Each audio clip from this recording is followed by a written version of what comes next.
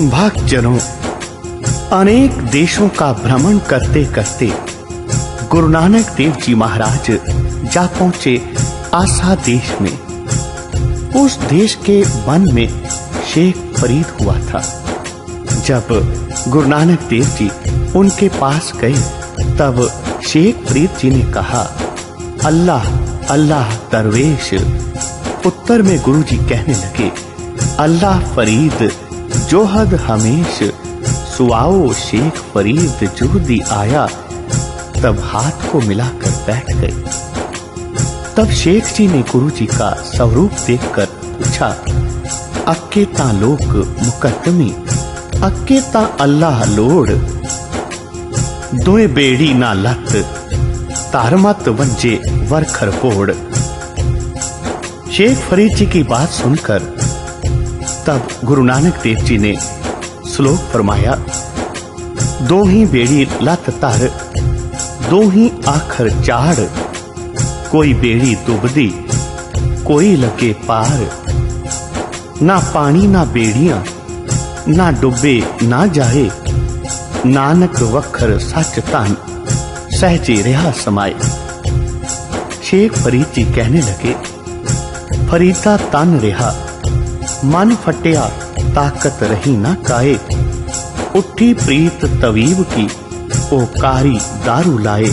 तब गुरु नानक देव जी ने उत्तर दिया, सज्जन सच परख मुख, अलावण थोथरा, नानक मन मंजाहू, लख तुधों दूर ना सूपिरी। शेख फरीद जी सुही रात में बोले, बेड़ा बंध ना सकियो बंधन की बेला, पर सरवर जब उछले तब तरन दुहेला। हाथ ना लाई कसुंभड़े जल जासी टोला। गुरु जी कहने लगे, जप तप का बंद बेलड़ा, जित लंघे वहेला। ना सरवर ना उछले ऐसा पंथ सुहेला, तेरा एको नाम मजीठड़ा, रत्ता मेरा चोला, साध रंग टोला। शेख फरीद जी फिर गुरु नानक देव जी को कहने लगे, दिलो मोहब्बत जिन से ही सच्चिया, जिन मन होर मुख होर से कांडे कच्चिया। रत्ते इश्क खुदाए रंग दीदार के, विसरिया जिन नाम ते पोए पार थिए। गुरु जी सुही राग में वचन करने लगे, जा तू ता मैं सबको तू, साहिब मेरी रास जी, तुद अंदर हो सुख वसा, तू अंदर शाबास जी। भाणे तख्त वड्याइयां, भाणे भीख उदास जियो, भाणे जल थल सिर वह, कवल फुले आकाश जियो। भाणे उज्जल लंगिए, भाणे मंज परियास जियो, भाणे सो सो रंगला, सिफ्त रता गुणतास जियो। भाणे सोह बिहावला, हो आवण जान मुयास जियो, तू शो अगम अतोलवा, हो कह कह टह पयास जियो। क्या मांगत क्या कह सुनी, मैं दर्शन भूख प्यास जियो, गुर बचनी शो पाया, सच नानक की अरदास जियो। फिर श्री गुरु नानक देव जी और शेख फरीद जी तमाम रात इकट्ठे ही जंगल में रहे। तब एक पुरुष आया और दोनों को इकट्ठे देखकर अपने घर को गया। एक कटोरा दूध का भर कर लाया। उस कटोरे में 4 अशर्फियां भी डाल दी। पिछली रात के समय फरीद जी ने अपना हिस्सा पी लिया तथा गुरु जी का हिस्सा रख छोड़ा। शेख फरीद जी कहने लगे, पहले पहरे उल्लड़ा, फल भी पच्छा रात, जो जागंते लहन से साई कन्नू तात।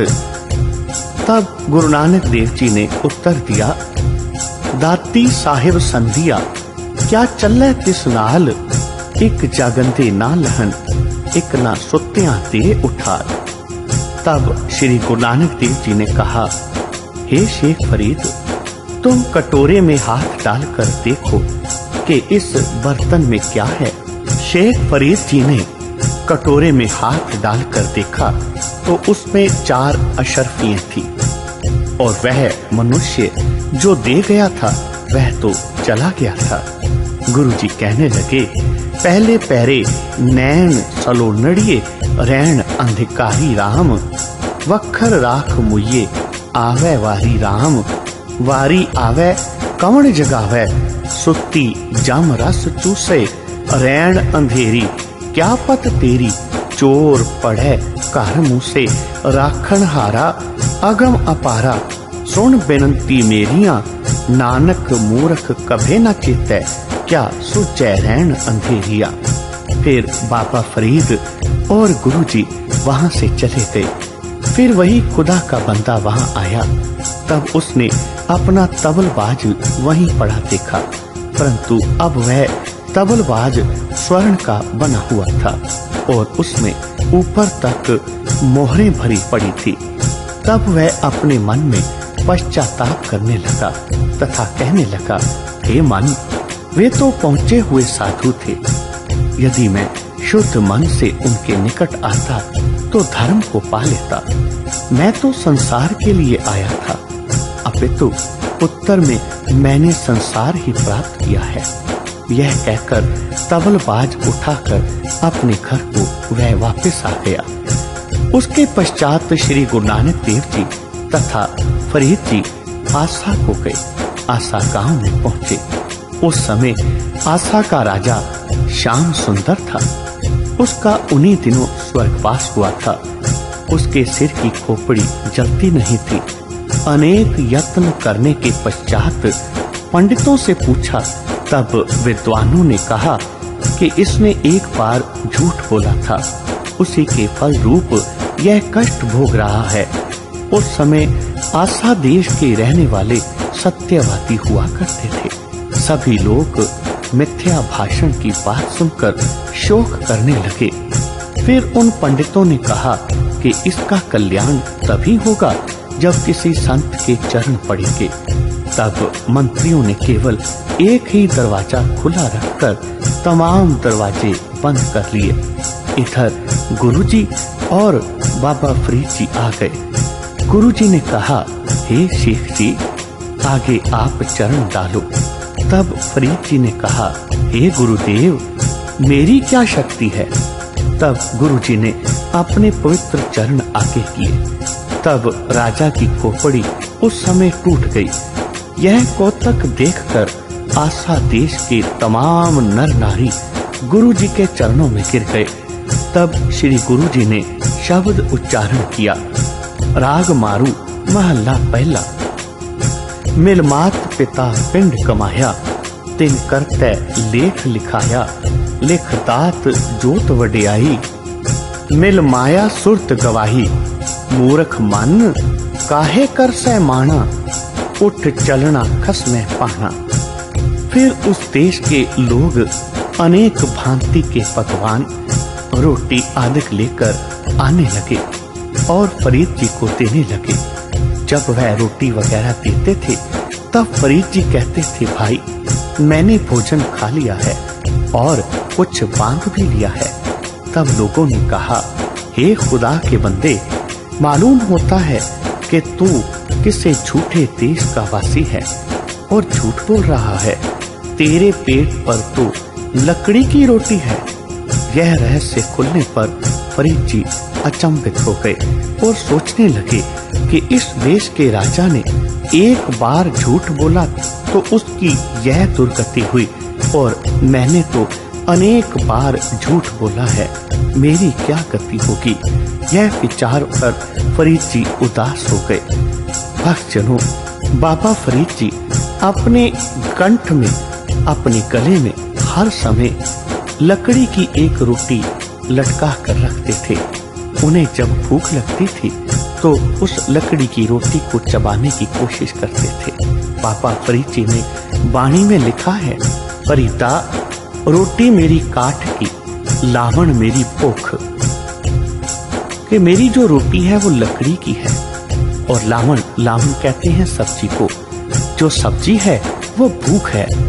मैं अपनी उस लकड़ी की रोटी को भूख की सब्जी के साथ खा लेता हूँ, मैं तृप्त हो जाता हूँ। फरीदा रोटी मेरी काठ की, लावण मेरी भुख, जिन्ना खातियां चौपड़ियां कहीं सहन के दुख, और जिन्होंने 36 तरह के पकवान भोजन खाने की आदत बना रखी है, उन्हें जीवन में सिर्फ दुख और तकलीफ ही मिलेगी। बाबा फरीद जी उदास हो गए जब उन्हें एहसास हुआ कि उन्होंने झूठ बोला है। तब गुरुजी ने कहा, हे फरीद जी, उदास क्यों होते हो? आप में खुदा सत्य है, खुदा आप में निवास करता है। आप इस प्रकार मायूस ना हो, उदास ना हो। तब शेख जी ने विदा मांगी। गुरुजी कहने लगे, एक प्रण करो। तब शेख फरीद जी ने कहा, महाराज भला हो। तब विदाई के समय गुरुजी के कंठ में भुजा डालकर फरीद जी प्रेम से मिले। फिर गुरुजी ने शब्द कहा, आवो भैणे गल मिले, अंक सहे लड़ियां, मिलके करें कहानियां, समरथ कंत किया, साचे साहिब सब अवगुण सब असाह, करता सबको तेरा जोर, एक शब्द विचारिए जातू ता क्या होर। यह सुनकर शेख फरीद जी वहां से रवाना हुए तथा गुरुजी ने उस देश में अपने विचारों का धार्मिक प्रचार करके अनेकों भूले भटकों को सीधे मार्ग पर चलाया। तब तमाम नर नारी गुरुजी की शरण प्राप्त करके अपना कल्याण करने में सफल हुए। और इसी प्रकार गुरुजी अपने दो प्यारे सेवकों भाई पाला जी और भाई मर्दाना के साथ लोगों को सत्य नाम का, प्रभु नाम का संदेश देते हुए आगे की ओर रवाना हुए। बोलो जी पाए जी वाहे गुरु वाहे गुरु वाहे गुरु।